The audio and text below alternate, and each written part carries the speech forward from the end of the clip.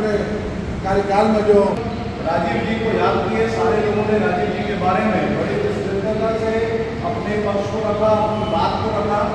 मैं सिर्फ यही कहना चाहूँगा कि राजीव जी आधुनिक भारत के निर्माता थे। दूरदर्शिता का परिणाम था। युवाओं को 18 वर्ष में मत अधिकार देने का निर्णय राजीव जी ने लिया। 18 साल में जो हम मतदान कर रहे हैं, वो अगर किसी व्यक्ति के कारण कर रहे हैं तो सिर्फ और सिर्फ राजीव गांधी जी के कारण कर रहे हैं। राजीव जी ने देश की संप्रभुता, अखंडता को बनाए रखा।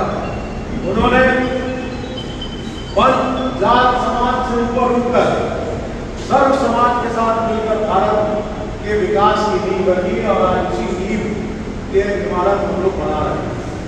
तो उसको आप पार्टी कार्यालय में रख सकते हैं। देखिए, आज राजीव जी की जयंती है और राजीव जी की जयंती पर हम सब यहाँ इकट्ठा हुए हैं और पूरा कांग्रेस परिवार के लोग आज यहाँ इकट्ठा हुए थे। हम लोगों ने राजीव जी का स्मरण किया, उन्हें श्रद्धांजलि अर्पित की और आज इसी तारतम्य में वृक्षारोपण सेवा दल के द्वारा और दोनों ब्लॉक द्वारा आयोजन और अलग अलग आयोजन किए जा रहे हैं। तो राजीव जी, भारत रत्न राजीव गांधी जी देश के एक ऐसे प्रधानमंत्री थे जिन्होंने संचार क्रांति की भारत में नींव रखी और आज उसी का परिणाम है कि हमारे पास आईटी टेक्नोलॉजी है, मोबाइल घर घर है, लैपटॉप घर घर है। तो ये इसकी नींव अगर किसी ने भारत देश में रखी तो राजीव गांधी जी ने रखी।